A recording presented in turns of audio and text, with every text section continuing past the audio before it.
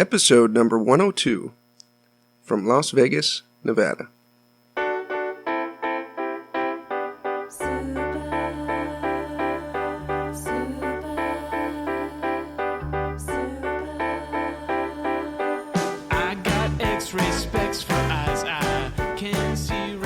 Welcome to the Heads Up Poker Podcast. This is Steve Barton, and thank you for tuning in.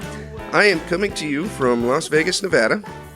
I'm staying at my brother and his girlfriend Marcy's house, and they just bought a new house. It's basically in the same neighborhood that they lived before, but they're over on the southeast side of Las Vegas. So anyone that's been to Vegas, if you're coming from California, you take that first exit, St. Rose Parkway, and they're way off in that side. It's a really nice neighborhood. They've got a dog park. I went running with their dog Maddie yesterday. She's a big dumb animal. She looks like a pit bull, but she'd basically just lick you to death. But hope you had a good Thanksgiving with the family, and hope you had fun. You're probably back to work now. By the time this podcast comes out, I will be as well.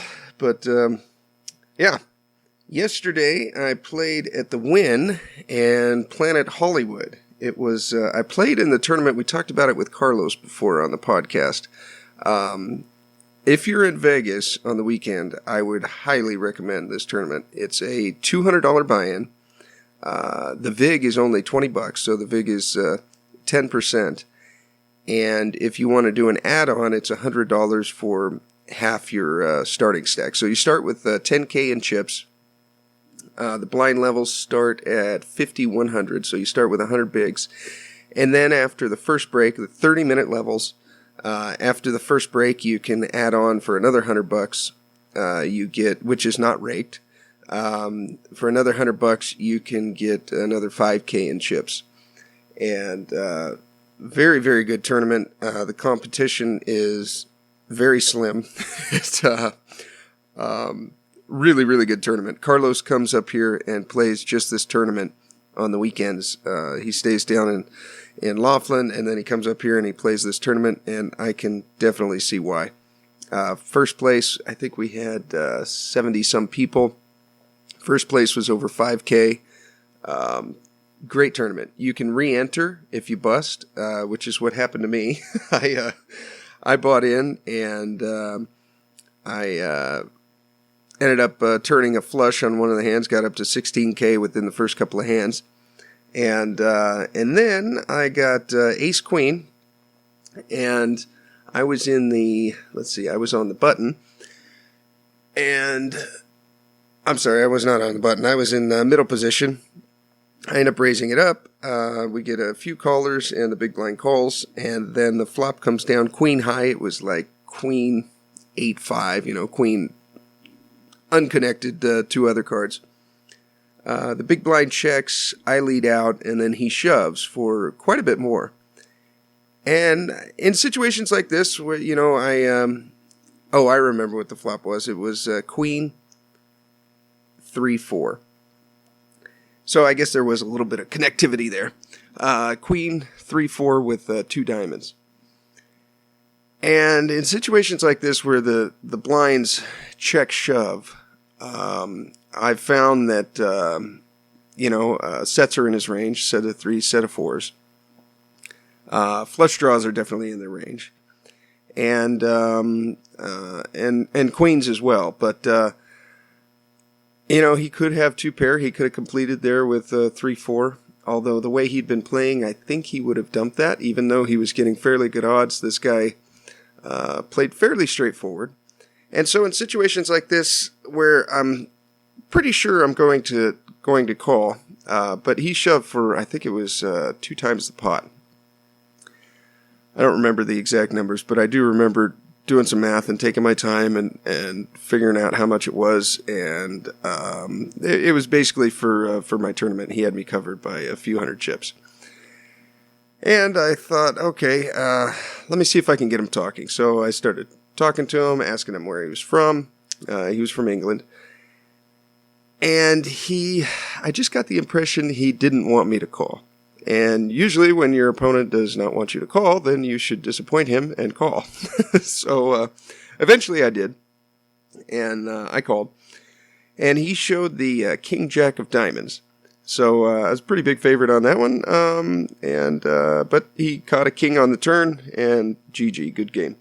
So I went back. This was only the second or third level. I went back and I bought back in.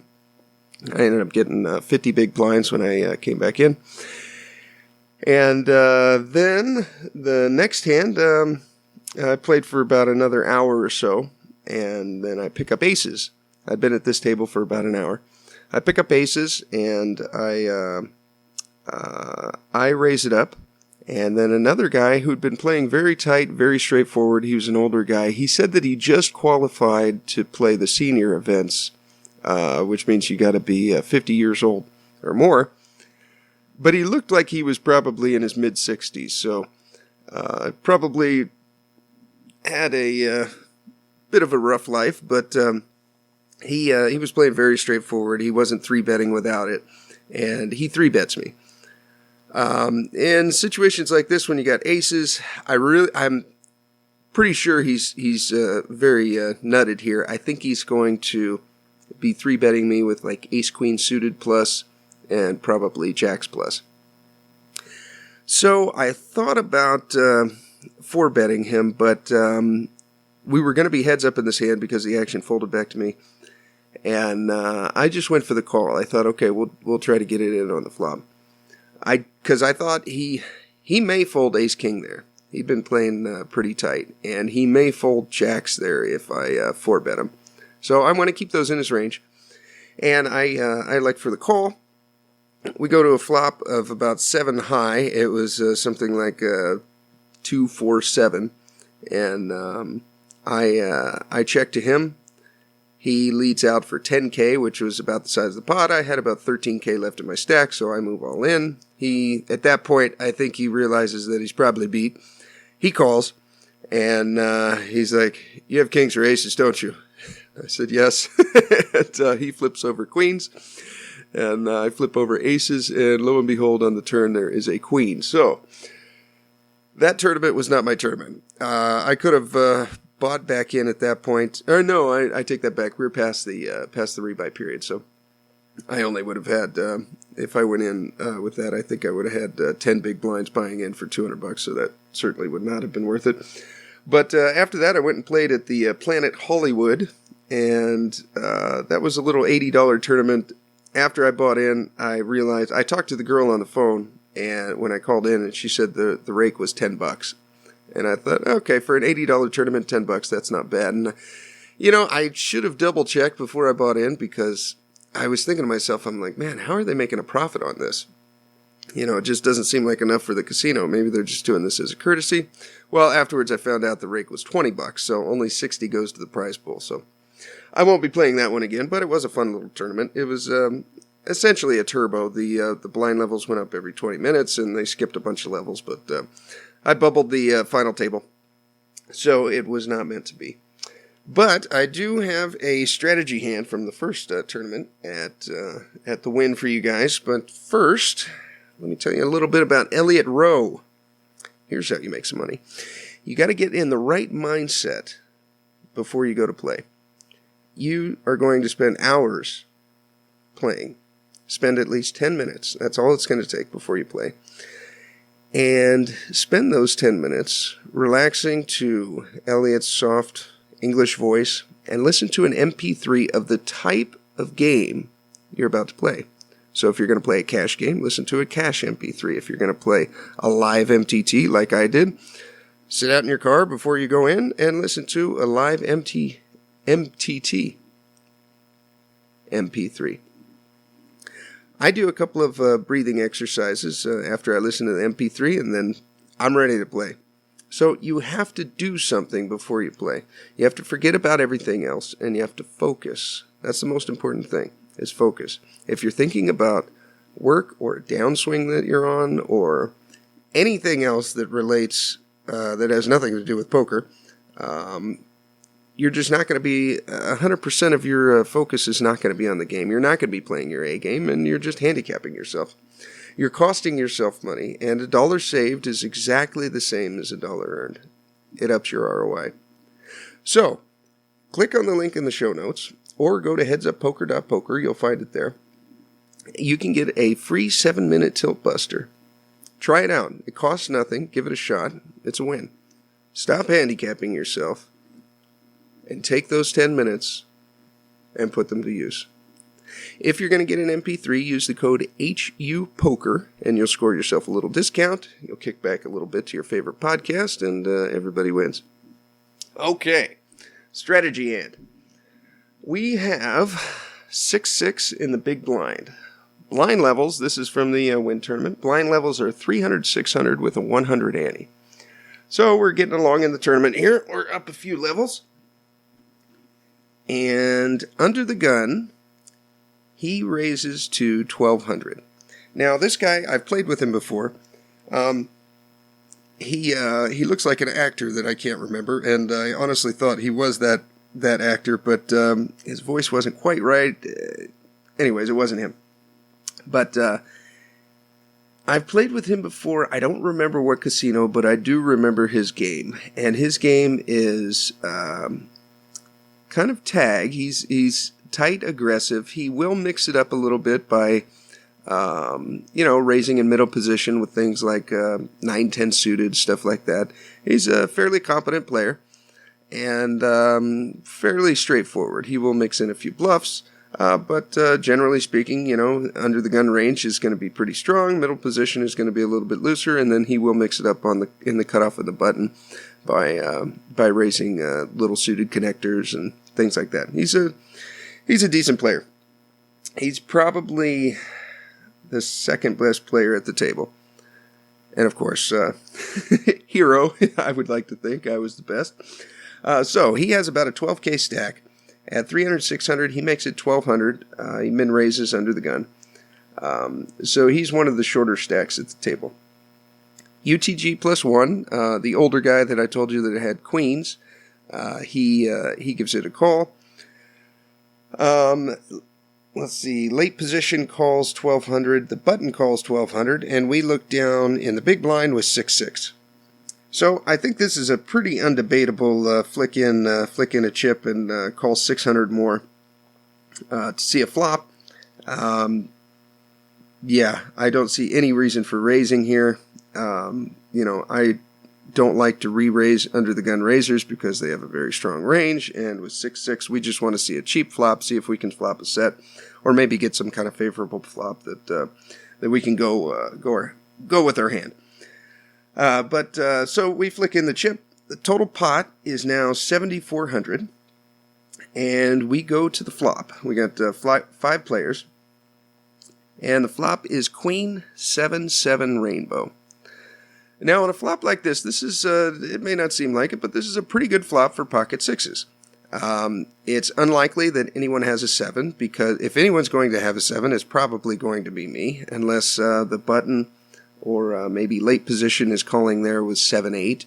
Or at this table, I would say that ace-7 suited is possible. I think that would be a really bad call from late position there. I do like a call from late position with some of the wheel aces. Ace-2, 3, 4, and 5 suited. But ace-7 suited I think would be a bad call at this table. That is possible.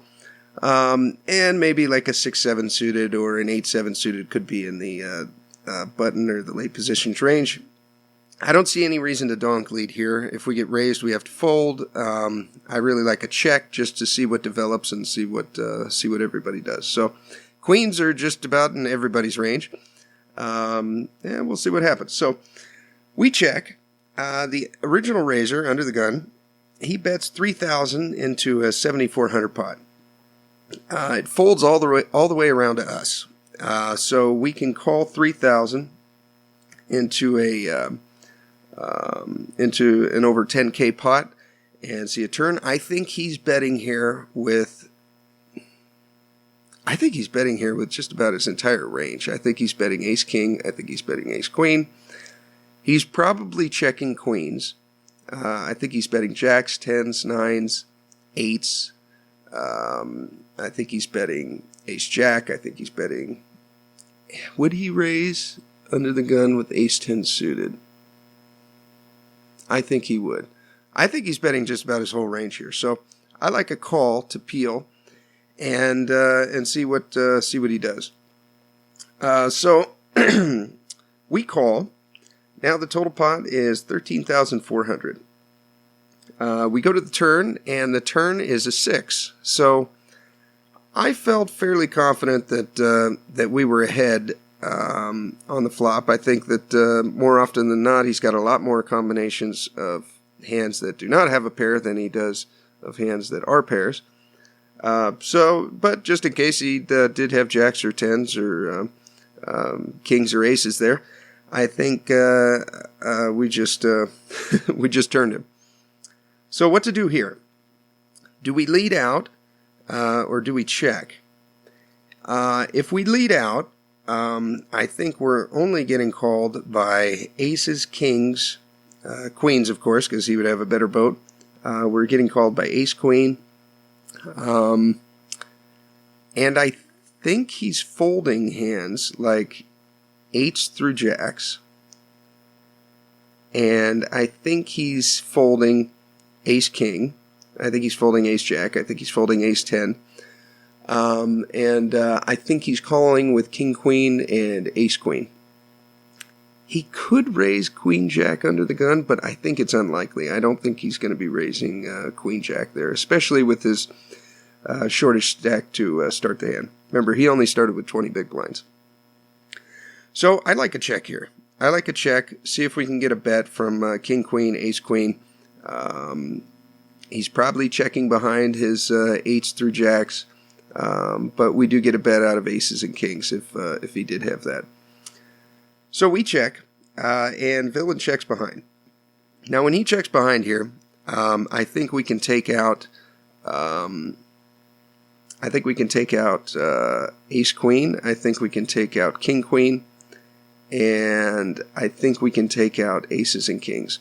Although from his perspective, if anyone's going to have a 7 at the table, it's probably going to be me. So he could be pot controlling there with aces or kings. So at the turn, when he checks behind and we go to the river, I think his range is ace, king, ace, jack. I think it's ace, 10.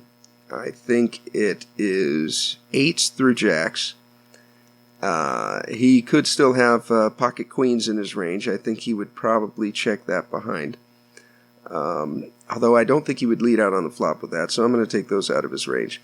So I think his range is pretty much aces, kings, ace, king, ace, jack, ace, 10, and those pairs that I mentioned. So we crush all of that. We go to the river, and the river's an ace. Which is good for us because I think he has a fair amount of aces in his range. Now at this point, our decision is he's got about 8K behind and we've got 13,400 in the pot. Do we check or do we bet?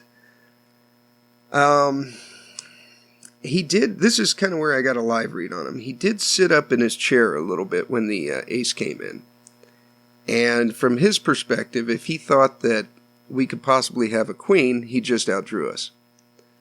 So, with that information, what do? Do we check or do we bet?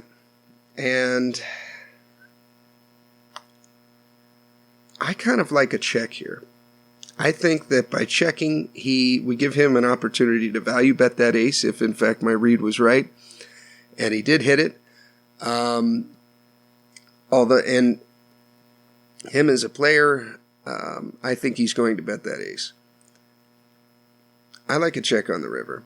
We could lead out for small value. We could lead out for like 3K into a 13K pot and get a call from that ace if we're right. I think all pairs below a queen are folding. I think ace-king is calling. I think ace-queen is calling. I think that ace-jack is calling, ace-10 is calling, and I think everything else is folding. I like a check on the river.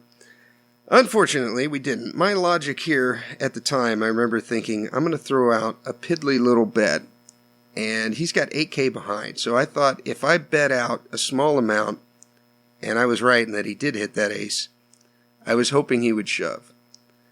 Looking back from his perspective, I have a decent amount of sevens in my range. It's unlikely I have a 7 because there's 2 on the board, but from his perspective, if anyone at the table is going to have an ace, if anyone at the table is going to have a 7, it's going to be the big blind that only had to throw in 1 big blind to call. So I let out for 1,000, hoping that he would think that he could shove his 8K and get me a crying call with a queen.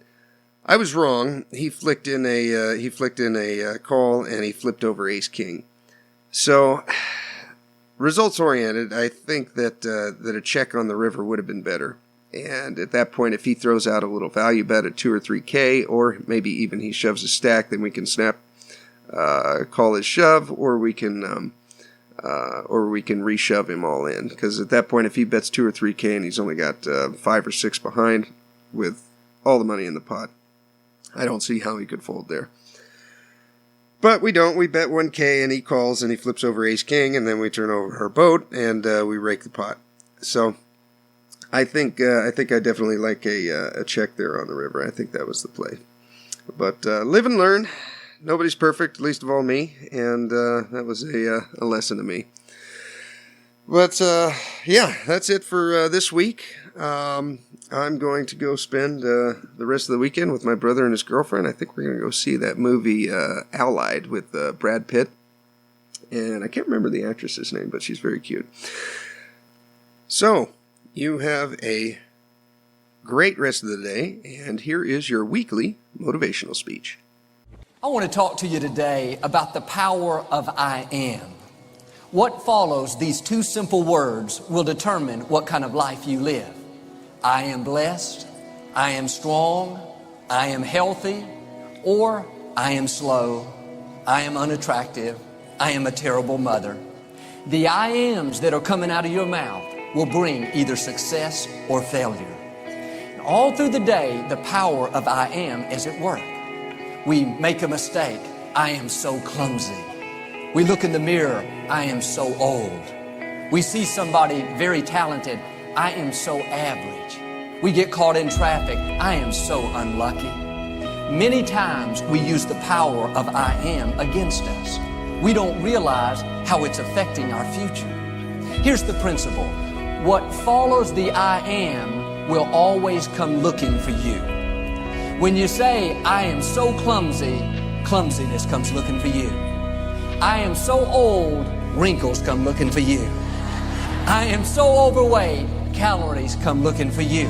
It's just like you're inviting them. Whatever you follow the I am with, you're handing it an invitation, opening the door, giving it permission to be in your life. Now the good news is, you get to choose what follows the I am. When you go through the day saying, I am blessed, blessings come looking for you. I am talented, talent comes looking for you. You may not